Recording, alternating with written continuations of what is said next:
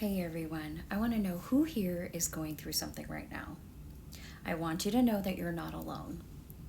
Hello, right? A lot of us are going through things, and it's only natural that when you're going through something, we tend to self isolate and want to isolate.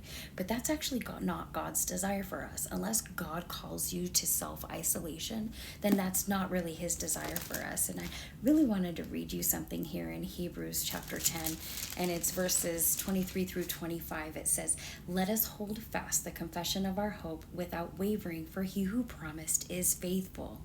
And let us consider one another in order to stir up love and good works." It says, "Not forsaking the assembling of ourselves together, but exhorting one another." You see that we're not supposed to be alone, especially in our time of needs. We're not called to self-isolate. I know it's so easy to do. I've been guilty of it. I've been in self-isolation. I've also been called to isolation, and I know the difference. And if you don't understand what the difference is, you're going to know that God called you to self-isolate. However, if you're not being called by God to self-isolate, it says literally right here that we're not to forsake the assembling of ourselves together.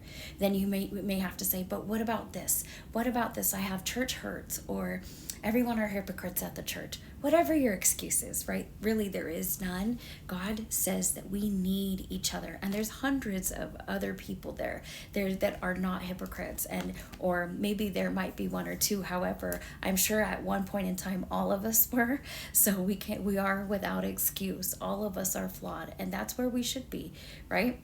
And there's hundreds of people waiting to love on you. It is necessary so that we can consider one another and consider other people, so we can stir up love and good works, so that God can stir up love and good works in you. Okay, so don't self-isolate. If you feel like you're alone, or you're going through it alone, and you don't feel like being around people, that's what Satan wants, okay? Satan wants you to self-isolate.